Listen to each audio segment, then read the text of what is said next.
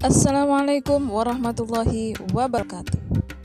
Halo Sobat Baik Bermanfaat, kembali lagi saya hadir menjumpai kalian dan mudah-mudahan kalian semua kabarnya selalu baik dalam lindungan Allah Subhanahu wa Ta'ala. Amin ya Rabbal Alamin. Kali ini kita akan membahas tentang zakat fitrah dan zakat mal memurnikan jiwa. Allah Subhanahu wa Ta'ala memerintahkan kita untuk rajin bekerja, mencari nafkah agar kebutuhan hidup dapat terpenuhi. Rasulullah SAW sendiri menjadi teladan yang nyata. Beliau dikenal sebagai orang yang sangat rajin bekerja semenjak masih remaja. Bekerja mencari rezeki merupakan kewajiban setiap muslim. Allah membenci seorang muslim yang hidup bermalas-malasan.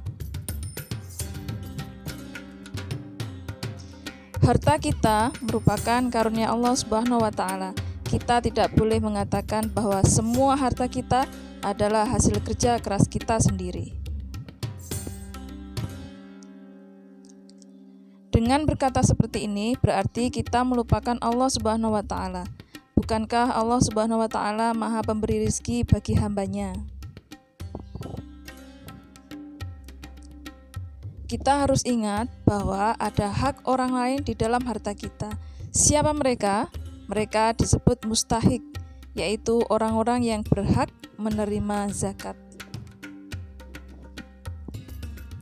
Mutiara Hasanah Islam.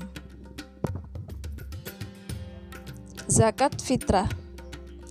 Zakat merupakan rukun Islam yang berkaitan dengan harta.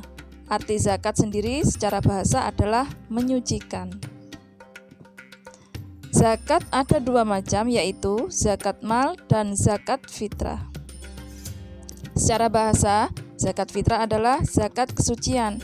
Menurut istilah, zakat fitrah adalah zakat yang wajib dikeluarkan setiap jiwa atau orang yang mukmin di bulan Ramadan sampai menjelang sholat Idul Fitri. A'udzubillahi minasyaitonirrajim. Bismillahirrahmanirrahim. Khudz min amwalihim shadaqatan tutahhiruhum wa tuzakkihim biha wa sholli 'alaihim inna sholataka sakanul lahum wallahu samii'un 'alim. Artinya, ambillah zakat dari harta mereka guna membersihkan dan menyucikan mereka, dan berdoalah untuk mereka, sesungguhnya doamu itu menumbuhkan ketentraman jiwa bagi mereka. Allah Maha Mendengar, Maha Mengetahui. Al-Quran Surat At-Taubah, Surat ke-9, ayat 103. Bahan yang dipakai untuk berzakat fitrah adalah bahan makanan pokok yang mempunyai sifat mengenyangkan, banyak ditanam orang, dan tahan lama. Sedangkan ukuran zakat yang harus dikeluarkan dalam setiap jiwa adalah 3,1 liter atau sama dengan 2,5 kg. Syarat-syarat muzaki atau orang yang mengeluarkan zakat, beragama Islam, mengalami kehidupan di bulan Ramadan, dan mampu membayar zakat. Rukun zakat fitrah, niat, adanya orang yang berzakat fitrah, adanya orang yang menerima zakat fitrah, dan adanya harta yang dipergunakan untuk berzakat fitrah. Zakat mal. Zakat mal adalah zakat atas harta yang dimiliki oleh seseorang. Zakat mal dikeluarkan untuk membersihkan harta yang dimiliki dengan cara memberikannya kepada orang-orang yang berhak menerimanya dengan kadar dan syarat yang telah ditentukan oleh agama. Adapun syarat-syarat orang yang berzakat, beragama Islam, merdeka atau bukan hamba sahaya, harta milik sempurna, tidak merupakan pinjaman pihak lain. Harta mencapai 1 nisab. Nisab adalah batas minimal jumlah harta sehingga wajib dikeluarkan zakatnya. Sudah 1 tahun dimiliki atau untuk jenis harta tertentu, hal ini tidak disyaratkan. Harta yang wajib dizakatkan, emas dan perak. Emas dan perak yang disimpan wajib dikeluarkan zakatnya apabila sudah dimiliki selama 1 tahun. Nisab emas 93,6 gram, pendapat lain 85 gram. Nisab perak 624 gram, kadar zakat keduanya 2,5%. Peternakan. Binatang ternak yang harus dikeluarkan zakatnya adalah kambing atau domba, sapi atau kerbau, dan unta. Adapun perhitungan zakatnya adalah sebagai berikut.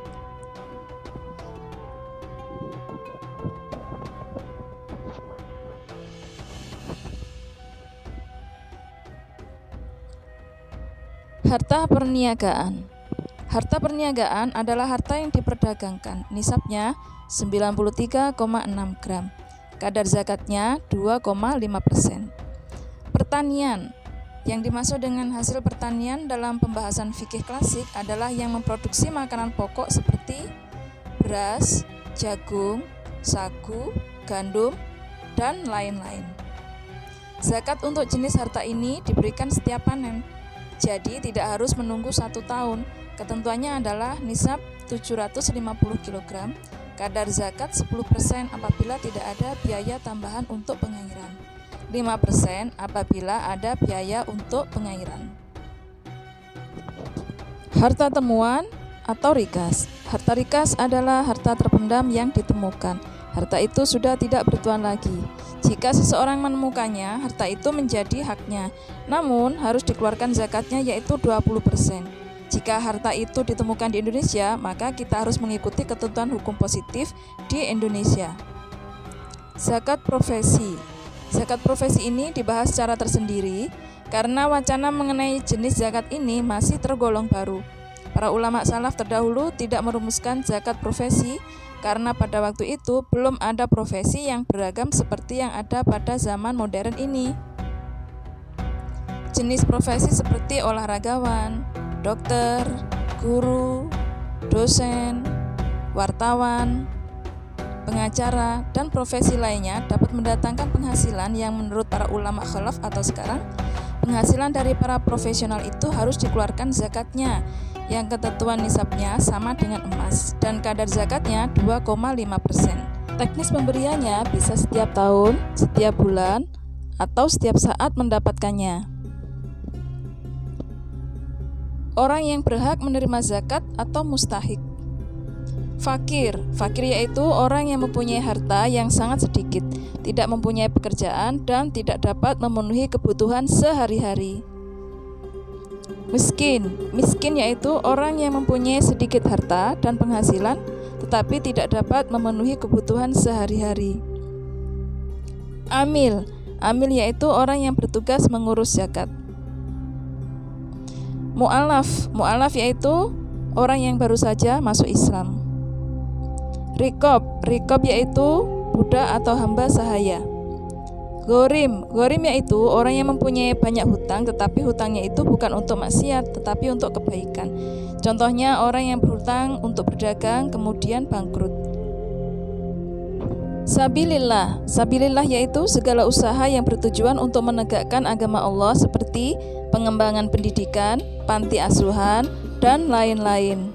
Ibnu Sabil yaitu orang yang kehabisan bekal dalam perjalanan untuk hal kebaikan seperti menuntut ilmu, berdakwah, bersilaturahim, dan lain-lain. Hikmah zakat. Ungkapan rasa syukur atas nikmat yang diberikan oleh Allah Subhanahu wa Ta'ala. Mengurangi kesenjangan sosial antara yang kaya dan yang miskin. Menyucikan diri dari dosa dan memurnikan jiwa. Menumbuhkan sifat dermawan dan mengikis sifat kikir. Alat pembersih harta dan penjagaan dari ketamaan orang jahat. Menolong dan membantu kaum du'afa. Mewujudkan tatanan masyarakat yang sejahtera, rukun, dan damai. Alhamdulillah kita dapat menuntaskan pembelajaran hari ini. Semoga bermanfaat untuk kita semua. Wassalamualaikum warahmatullahi wabarakatuh.